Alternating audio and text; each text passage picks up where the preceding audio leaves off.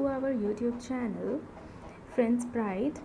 मैं लेकर आई हूँ आपके सामने क्लास 10th का एक chapter that is hereditary and evolution, ताकि मैं आप बच्चों के डाउट्स क्लियर कर सकूँ। आई नो ज़्यादातर बच्चों को 10th क्लास का ये जो चैप्टर है बहुत डिफ़िकल्ट लगता है, समझने में थोड़ा कठिनाई होती है, तो भी डरने की बात नहीं है। चलो बिगिन करते हैं।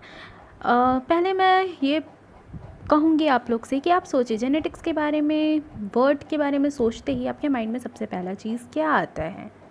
समथिंग जो कि सिमिलर या डिफरेंसेस की बात कर रहा हो, जीन से रिलेटेड कुछ बात कर रहा हो, ठीक है? तो वो एक थोड़ा सा इमेजिनेशन आई होप आपको समझ में आ रहा होगा, ठीक है? तो उसको और क्लियर से समझने के लिए पहले हम ये पिक्चर देखते हैं। आई नो ये है लेजी पांडा, लेजी लेजी वेरी लेजी पांडा। नाउ इस लेज़ी पांडा के पास ऐसा क्या है जो अदर एनिमल्स के पास नहीं है? देखो इस पिक्चर को और सोचो सोचो सोचो क्या है। जेनेटिक्स हम इसी से समझेंगे, ठीक है? अब हम देख रहे हैं कि ये पांडा दिखने में कैसा है, इसकी अपीयरेंस कैसी है। तो बताओ बच्चों, आंसर बताओ क्या है जो कि अदर एनिमल के पास नहीं है? वो है yes baby lazy Panda. Is mama lazy panda, sorry not lady, it's lazy, I name her lazy, okay? तो इस ममा लेज़ी पांडा के पास उसका बच्चा है, ठीक है, जो कि बिल्कुल दिखने में उसकी तरह है। सो आई थिंक आपको समझ में आ रहा होगा कि जेनेटिक्स के बारे में हम क्या बात करना चाह रहे हैं और क्या समझना चाह रहे हैं, ठीक है? वो कैरेक्टर्स या डिफरेंसेस जो हमें रिलेटिव से मिलती है, हमें हमारे पेरेंट्स से मिलती है, उसे हम जेनेटिक्स कहते हैं। और ये ऐसा रिजेम्बलेंस क्यों होता है कि हम अपने पेरेंट्स की तरह दिखते हैं? क्योंकि हमारे पेरेंट्स हमें most of the information govern करते हैं, जैसे कि अपीयरेंस, एक्टिविटी, बिहेवियर। इस मोस्ट ऑफ द इंफॉर्मेशन को ही हम कहते हैं जीन, जो हमारे पेरेंट्स हमें देते हैं, ठीक है? तो genetic is also seen as the study of genes or genetic variation. Now, in the definition, we can say that genetic is a branch of science that deals with heredity and the variation. Now, what is hereditary? Hereditary means transmission of features या फिर character या फिर trait from one generation to next generation. जैसे कि हरमानो, हरमाना and you are brothers and sisters. इनको इनके कैरेक्टर्स इनके मामा पापा से मिली है। अब इनके मामा को इनके कैरेक्टर उनके मामा पापा से मिली है और इनके पापा को उनके कैरेक्टर उनके मामा पापा से मिली है, ठीक है? तो ये जनरेशन और जनरेशन का ट्रांसमिशन है ऑफ इंफॉर्मेशन, जिसको हम कैरेक्टर्स या ट्रेट्स कहते हैं, राइट? तो यहाँ पर हम बात कर रहे हैं हेरिडिटरी की। तो ये फैमिली ट्री आप सबको अच्छे से याद होगा, हमने बचपन में काफ़ी बार बनाया होगा। तो this is only hereditary, the things that are transmitted from one generation to the next generation is hereditary. Now talking about variations in genetics, ठीक है? वेरिएशन क्या है? Variation is the difference among the individual of species और populations, ठीक है? उसी को variation कहते हैं। जैसे कि यहाँ पर ट्विन सिस्टर्स आप देख रही हैं, ईना मीना, राइट? नाउ ये दोनों में कुछ तो वेरिएशंस है, ऑब्वियसली है, तो that is only variation. I hope you are getting what it is, I hope you are finding it interesting also. Now अब हम बात करते हैं मेंडल की। Mendel, also known as the father of genetics, the most lucky person of genetics, because इन्होंने pea plant को select किया था अपने एक्सपेरिमेंट के लिए on plants breeding and hybridisation. Let's have a look on Mendel work. अब Mendel तो थे बहुत लकी, क्योंकि उन्होंने गार्डन पी प्लांट सेलेक्ट किया था जिसके सिर्फ 7 कैरेक्टर्स थे, और वो 7 कैरेक्टर्स एक दूसरे के साथ मैच नहीं करते थे। इसको समझने से पहले लेट अस डिस्कस कि फिनोटाइप क्या होता है, ठीक है। फिनोटाइप इज़ द कैरेक्टर जिसको हम कहते हैं फिज़िकल अपीयरेंस। जैसे कि हम ये देख रहे हैं, ये टॉल प्लांट है, टॉल प्लांट, तो इसका जो ये टॉल है ये क्या है, इसका फिज़िकल अपीयरेंस है।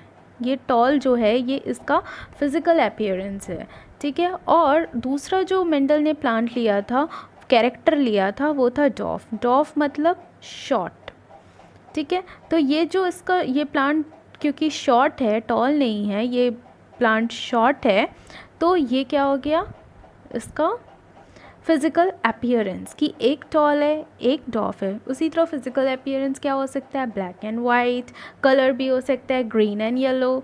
सो these are the physical appearance जिसको हम कहते हैं फिनोटाइप, ठीक है। दूसरी बात आती है जीनोटाइप। जीनोटाइप क्या होता है, कॉम्बिनेशन ऑफ एलील्स। अब भाई क्वेश्चन ये आएंगे, अलील क्या होता है। अलील जो आप ये देख रहे हैं, इसका जो टॉल को हम डिनोट कर रहे हैं कैपिटल टी से, और डॉफ को जो हम डिनोट कर रहे हैं स्मॉल टी से, इसको हम एलील कहते हैं, ठीक है। एलील क्या होता है, या तो सिर्फ कैपिटल टी है, या तो सिर्फ कैपिटल टी है, या फिर स्मॉल टी है, ठीक है। तो ये मिलकर बनाता है एलील। ये इंडिविजुअल को एक टी को, ये सिंगल एक टी को हम क्या कहेंगे, एलील कहेंगे। और इसी के कॉम्बिनेशन को हम क्या कहेंगे, इसको हम कहेंगे जीनोटाइप। जैसे कि ये इसका जीनोटाइप है, capital T and small T. एक एलील क्या हो गया, या तो सिर्फ कैपिटल टी या तो सिर्फ स्मॉल टी, ये सिंगल एलील है। और दो एलील मिल करके एक जीनोटाइप बनाता है, ठीक है। तो इसको हम होमोजाइगस कहेंगे। क्या कहेंगे इसको हम कहेंगे होमोजाइगस, ठीक है, जो कि सेम है, ठीक है। ये सेम है और ये स्मॉल टी क्या है, ये सेम है। इसको हम क्या कहेंगे, होमोजाइगस, मतलब सिमिलर, ठीक है। तो ये होमोजाइगस स्टेट में है। हेट्रोजाइगस जब दो एलील जो हो वो डिफरेंट हो, ठीक है, क्या हो, डिफरेंट हो। मैंने यहाँ पर लिखा है हेट्रो मतलब होता है डिफरेंस, ठीक है। तो अगर ये डिफरेंट है, जैसे एक कैपिटल टी है एक स्मॉल टी, इसको हम क्या कहेंगे, heterozygous. Do you get it, I hope you are getting it. तो इसको हम क्या कहते हैं, हेट्रोजाइगस, ठीक है, होमोजाइगस एंड हेट्रोजाइगस। अब बात आती है डोमिनेंट एंड रेसेसिव की, ओके। तो डोमिनेंट क्या होता है, वो कैरेक्टर, सिंपल से समझते हैं कि आप और आपके फ्रेंड है, दो लोग हैं, ठीक है। आपके फ्रेंड क्योंकि लंबे हैं तो वो आप पे भारी पड़ गए, ठीक है। तो आपके फ्रेंड क्या हो जाएंगे वहाँ पर, डोमिनेंट। और आप क्योंकि शॉर्ट हाइटेड हो और उनके सामने आप स्टैंड नहीं कर पा रहे हो, तो आप उनके सामने क्या हो गए, रेसेसिव। तो यहाँ पर इसमें डोमिनेंट क्या है, यहाँ पर जो डोमिनेंट है वो है टॉल प्लांट, ये डोमिनेंट है। और ये क्या है, ये रेसेसिव है। हम आगे डोमिनेंट और रेसेसिव की और भी बात करेंगे, ठीक है। तो ये क्या है, ये रेसेसिव है। अब सबसे ज़्यादा दिक्कत बच्चों में क्या आती है, सबसे ज़्यादा दिक्कत आती है बच्चों में इसको असाइन करने की, राइट। तो बहुत सारे बच्चे एक गलती करते हैं 10th क्लास में कि वो जैसे समझ नहीं पाते हैं कि हम इसे टी ही क्यों लिखे हैं, या स्मॉल टी क्यों नहीं लिखे, हम ए बी कोई और लेटर से क्यों नहीं डिनोट कर रहे हैं, ठीक है। तो इसका एक जनरल सा सिंपल सा हम एक रूल लेकर के चलते हैं, दैट इज़ लाइक कि हम सिर्फ जो डोमिनेंट कैरेक्टर है, डोमिनेंट कैरेक्टर का जो फर्स्ट लेटर है, जो डोमिनेंट कैरेक्टर है उसके फर्स्ट लेटर से हम इन सब कैरेक्टर्स को डिनोट करते हैं। जैसे यहाँ डोमिनेंट कैरेक्टर टॉल है, टॉल का टी हो गया, इसीलिए हम इसको टी के फॉर्म में सबको लिख रहे हैं।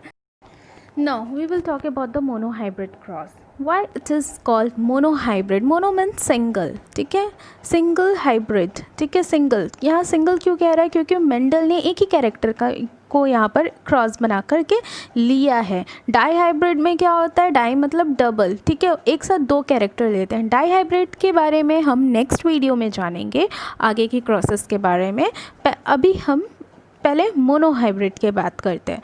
तो मोनोहाइब्रिड में क्या है, सिंगल कैरेक्टर लिया, जैसे कि टॉल और ड्रॉफ, और टॉल यहाँ पर क्या है, होमोजाइगस डोमिनेंट, और ड्रॉफ क्या है, होमोजाइगस रेसेसिव। अब जब इनके गैमेट्स बने, मियोसिस हुआ, तो 4 तरीके के गैमेट्स बने। अब ये 4 जब आपस में फर्टिलाइज करेंगे तो क्या होगा, हमें सारे F1 जनरेशन में सारे टॉल प्लांट मिलेंगे, क्योंकि सारे हाइब्रिड हो गए हैं, कैपिटल टी स्मॉल टी से मिलेगा, तो ये क्या देगा, चारों टॉल प्लांट। मेंडल ने क्या किया, F1 जनरेशन को फिर सेल्फ फर्टिलाइजेशन कराया। ठीक है, स्टार्टिंग में क्या किया था, पेरेंट्स जब थे, जब पेरेंट्स लिया कैपिटल टॉल और ड्रॉफ, तो वहाँ क्रॉस फर्टिलाइजेशन था। अब यहाँ पर उन्होंने क्या कराया, उन्होंने सेल्फ फर्टिलाइजेशन कराया। जब सेल्फ फर्टिलाइजेशन कराया तो उन्होंने देखा कि F2 जनरेशन में उन्हें 3 टॉल और 1 ड्रॉफ प्लांट मिले, राइट, 3 टॉल और 1 ड्रॉफ प्लांट मिले।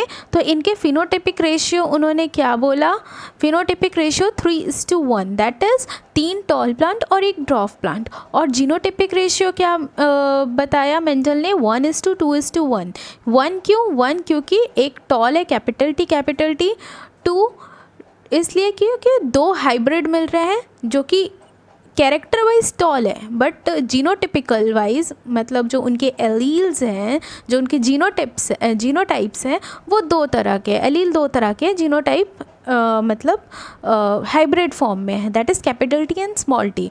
और 1 फिर इसलिए क्योंकि एक ड्रॉफ मिला, दैट इज़ स्मॉल टी। तो जीनोटाइपिक रेशियो क्या हो गया, 1:2:1। तो इस मोनोहाइब्रिड क्रॉस के बाद मेंडल ने 2 लॉ दिया। पहला लॉ था लॉ ऑफ सेग्रीगेशन, जो कि यूनिवर्सली एक्सेप्टेड लॉ है और इसे law of purity of gametes भी कहते हैं। इस लॉ में क्या उन्होंने स्टेट किया कि अगर कोई ऑर्गेनिज्म है जो कि डिप्लॉयड है और वो 2 एलील कंटेन करता है, मतलब एक जीन, एक जीनोटाइप, 2 एलील मतलब एक जीनोटाइप है जिनके पास पर्टिकुलर कैरेक्टर का, ठीक है, तो वो दोनों जो हैं, वो जो 2 एलील हैं एक जीनोटाइप में, वो आपस में सेपरेट आउट होंगे और सेग्रीगेट करेंगे गैमेट के फॉर्मेशन के टाइम में, जैसा कि हमने वीडियो प्रीवियस देखा था, ठीक है, समझा है। तो वो इक्वल सेग्रीगेट करेंगे, इसी को उन्होंने कहा है लॉ ऑफ सेग्रीगेशन। उसके बाद है concept of dominance. Concept of dominance में उन्होंने क्या बोला कि अगर 2 डिफरेंट एलील है, ठीक है, जो कि हेट्रोजाइगस फॉर्म में है, जो कि कैपिटल टी और स्मॉल टी के फॉर्म में है, ठीक है, तो क्या होगा, उनमें से वो कैरेक्टर जो कि डोमिनेंट फॉर्म में है वही ऑब्जर्व होंगे F1 जनरेशन में। जैसा कि देखा हमने कि जो डोमिनेंट फॉर्म में रहेगा जो एलील, वो ही एक्सप्रेस होगा कैरेक्टर में, और जो रेसेसिव में होगा वो एक्सप्रेस नहीं कर पाएगा। इसी को लॉ ऑफ डोमिनेंस कहा गया है कि जो ज़्यादा ताकतवर रहेगा, ठीक है, जो ज़्यादा डोमिनेंट रहेगा वो एक्सप्रेस अपने आप को कर पाएगा, अपना कैरेक्टर वो दिखा पाएगा सबके सामने, दुनिया के सामने। लेकिन जो मतलब ताकतवर नहीं है वो अपना कैरेक्टर नहीं दिखा पाएगा और ख़ुद को हाइड कर लेगा, ठीक है। तो ये हो गया लॉ ऑफ डोमिनेंस, ठीक है। तो मेंडल ने ये 2 दिया था। मेंडल ने और भी जो कैरेक्टर्स लिए थे वो था स्टेम्स में, एक तो साइज़ हाइट हो गया, लॉन्ग और शॉर्ट लिया था, और दूसरा फ्लावर का जो प्लेस है उसको लिया था, जैसे एक्सियल एंड टर्मिनल, ठीक है। उसी तरह पॉड में कलर लिया था येलो और ग्रीन, और फॉर्म लिया था या तो फुल या तो कंस्ट्रक्टेड। फिर फ्लावर का कलर भी लिया था वाइट एंड वॉयलेट, जिसमें वाइट डोमिनेंट है, वॉयलेट जो है वो रेसेसिव है। सीड्स में कॉटिलिडन्स लिया था येलो और ग्रीन, एक येलो कलर का सीड्स था, एक ग्रीन, तो जिसमें येलो डोमिनेंट और ग्रीन रेसेसिव। और फॉर्म में भी राउंड और रिंकल्ड, राउंड, ठीक है, फॉर्म कैसा था, मतलब सीड का जो शेप था वो राउंड था, और दूसरा जो था वो रिंकल्ड था। तो मेंडल ने टोटल 7 कैरेक्टर्स लिए थे। अब आप कॉपी पेन लेकर बैठे और इन सारे कैरेक्टर्स का मोनोहाइब्रिड क्रॉस बना करके प्लीज़ प्रैक्टिस करें, ठीक है। Thanks for watching the video on our channel, ठीक है। Hope you enjoyed it a lot, and if you have enjoyed, please subscribe and please ring the bell icon.